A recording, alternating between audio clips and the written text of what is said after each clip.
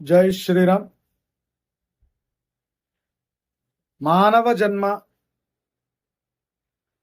మోక్షము కావాలి అనే కోరిక,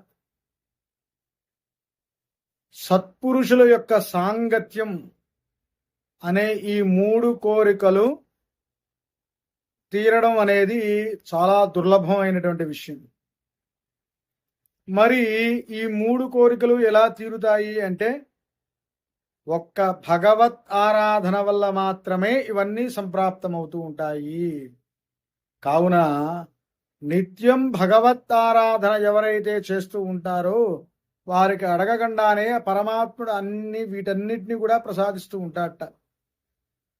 కాబట్టి నిత్యం భగవత్ ఆరాధన చేద్దాం, ఆ పరమాత్ముడి యొక్క కరుణా కటాక్షాలు పొందుతూ ఉందాం.